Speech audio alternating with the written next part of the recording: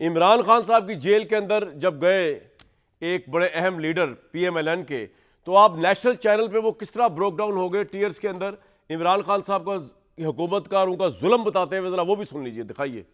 अहमद अवैस साहब, ये आप आंसू सुन रहे हैं, ये आंसू आपने देखे थे, ये जो बेगुनाहों को इमरान साहब ने जेल में डाला उसका कोई एहसास आज हो रहा है?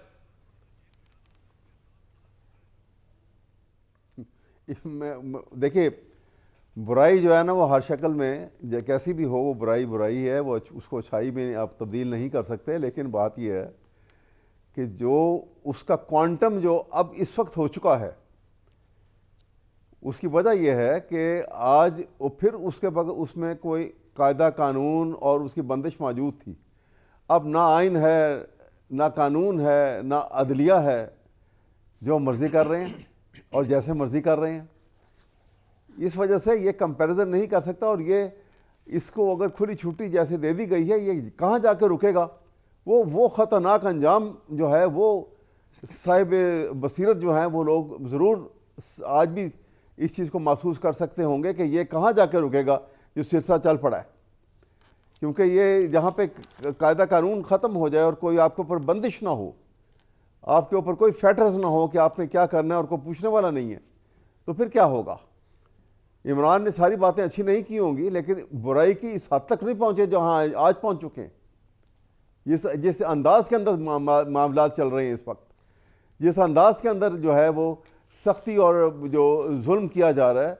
आपने देखा कि वो एक नौजवान लड़की, यंग उम्र की, 17 साल कैद दे दी उसको एक ट्विटर के ऊपर।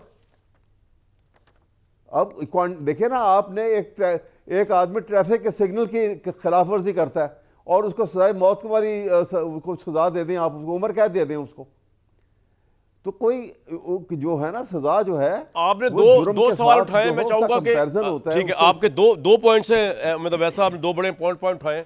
मैं चाहूंगा कायरा साहब और तारिक फजल साहब उसको रिस्पॉन्ड करें। तारिक फजल साहब, एक तो उन्होंने कहा है कि जुल्म जरूर हुआ होगा इमरान खान के दौर में, क्योंकि मैंने उनको दिखाई दिया, मिफ्ता इस्माइल साहब आंसुओं से रो रहे हैं, लेकिन उस लेवल का जुल्म नहीं हुआ जिस लेवल का जुल्म आपकी हुकूमत कर रही है। मैं चाहूंगा आप और कायरा साहब दोनों से बारी बारी कमेंट करें। कह रहे कोई कायदा कोई कानून उस जमाने में फिर भी हुआ करता था, अब तो ना कोई कानून है, ना कोई अदालत है, ना कोई कायदा है। तारिक साहब इसको रिस्पॉन्ड करेंगे, उसके बाद कायरा साहब। जी तारिक भाई।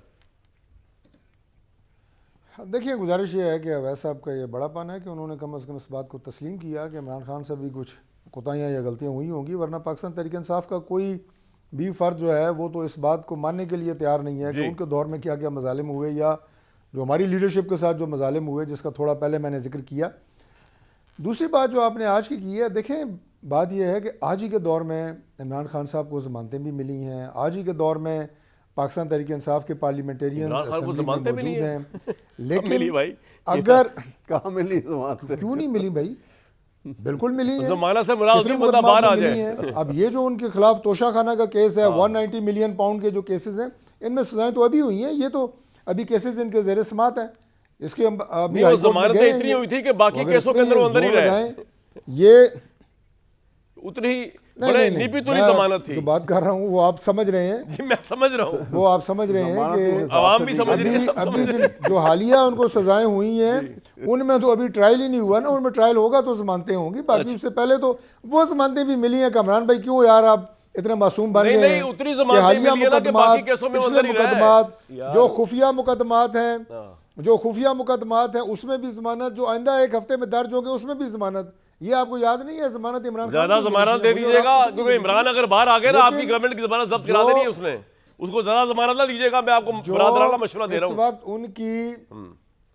उनकी जो इस वक्त पार्लिमानी पार्टी है जी, वो खुद क्या कर रही है? उसका कोई अतवार सियासत के हैं, और छोड़े उसको जी। आप अपना कंडक्ट बताए ना, आप हुकूमत है, आप पे इल्जाम लग रहा है जालिम है। मैं कह रहा हूँ वो खुद, उनको छोड़े आप पार्टी को। अपना देखें, इंतशार, फितना, फसाद, उसको छोड़े ना। आपकी बात हो रही है। चलो तारिक भाई, आपका पॉइंट आ गया, आपका पॉइंट आ गया। ये बात आती है, जब ये बात आती है, आप सियासत के नाम पे फितना फसाद इंतशार करते हैं, तो गवर्नमेंट ने रिएक्ट करना होता है, वो कोई भी गवर्नमेंट होगी। सर वो बड़ी आपको शानदार इंसाफ की गवर्नमेंट है इजाजत नहीं दे आपकी, सकती। क्या बात है आपकी। अभी इनके अपने सूबे में अपनी हुकूमत है, बिल्कुल ठीक और है। वहां पे आप देखें एम्बुलेंसेस रुकी हुई हैं, चलो डेड उनको बॉडीज सूबे को जो हैं, छोड़े ना, वो अभी तो 6 से 8 मैं सवाल घंटे मेरा से कुछ रुकी और हुई है, हैं। पॉइंट आ गया लोग आपका। मर रहे हैं, मैं लेकिन चाहता वो हूं उनको निकलने नहीं कायरा दे रहे। साहब इसका जवाब तो दें। ये कायरा कंट्रोल साहब, तो गवर्नमेंट ने रखना होता है, उसको ये कह रहे जुल्म हैं कि के बड़ा जुल्म हो रहा है। जुल्म के फिर जो 9 मई को चश्मे, देखें, जुल्म के जब आप इस चश्मे, तरह रियासती इदारों पे हमले करेंगे जी। तो उसके बाद उसका रिएक्शन तो आएगा, ठीक है और सर। वो रिएक्शन कानून की अमलदारी की शक्ल में आता सर है। पॉइंट आ गया आपका। उसको आप कह रहे हैं बहुत बड़ा जुल्म है ये।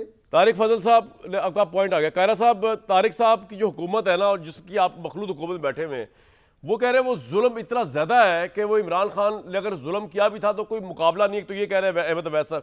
दूसरा सवाल बड़ा अहम है कि सिलसिला कहां जाकर रुकेगा। कायरा साहब, एक तो कामरान, ये बात दुरुस्त है कि हमारी सियासत के अंदर या ये जो डेवलपिंग डेमोक्रेसीज हैं, इनके मुल्कों के अंदर जो भी हुकूमत होती है वो अपनी अपोजिशन के साथ रवैये तल्ख रखती है। ये हमारे यहाँ ही नहीं, हिंदुस्तान में भी आपको उसकी झलकें मिलेंगी, बांग्लादेश में मिलेंगी, बहुत जगह। हमारी अपनी तारीख बड़ी तल्ख है, क्योंकि यहाँ जमहूरियत भी पूरी तरह नहीं चली और डिक्टेटरशिप्स भी रही, तो तल्खियाँ बढ़ती गई हैं बजाय इससे कि हम तल्खियाँ कम करते। और हमारे यहाँ क्योंकि सियासत नहीं चली, पॉलिटिकल प्रोसेस उस तरह नहीं चला, हमारे यहाँ टॉलरेंस भी नहीं। डेमोक्रेटिक टॉलरेंस भी बुनियादी चीज होती है। डेमोक्रेसी सिर्फ कानून और आइन बना देने से नहीं आती। आपने अदालतें खड़ी कर दी, आपने पार्लियामेंट बना दी, इससे डेमोक्रेसी नहीं आ जाएगी।